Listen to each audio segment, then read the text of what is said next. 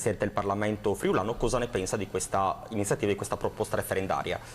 Buonasera a tutti intanto. Ne abbiamo parlato, l'abbiamo valutata, studiata e abbiamo dato il nostro appoggio a questa iniziativa appunto di creare 2 province autonome e quindi abbiamo messo il cappello sull'iniziativa di Anzil, del sindaco di Rivignano Teor, però per noi è solo un primo passo, perché noi comunque vogliamo arrivare a qualcosa di più, vogliamo, come si sa, l'indipendenza del Friuli, perché siamo convinti che così non si possa andare avanti. Però come primo passo un referendum.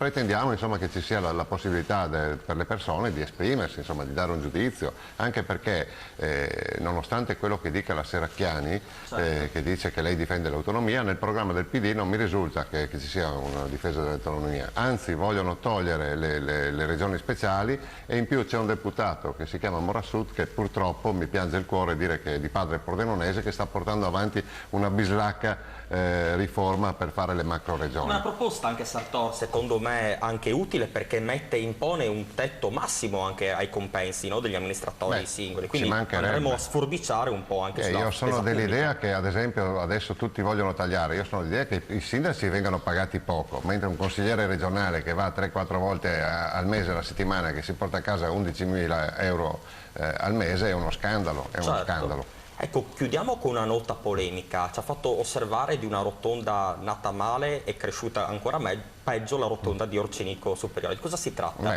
Lì ce ne sono state fatte 3, per dire la verità. Una, mi sto aspettando da un momento all'altro che venga travolta la tenda della parrucchiera. Adesso ne hanno aperta un'altra. Ieri mattina, Cristo, arriva la corriera snodata e non riusciva a passare. Cioè, voglio dire, bisogna anche capire che ci sono dei manuali anche per studiare i raggi di curvatura, io non so chi l'abbia progettata. Facciamo un appello quindi a FVC Strade, che sicuramente avrà la competenza, e anche, perché no, al sindaco Francesca Pappais, che comunque è l'autorità massima. Sì, abbiamo anche un assessore alla viabilità dedicato, mi pare un po'.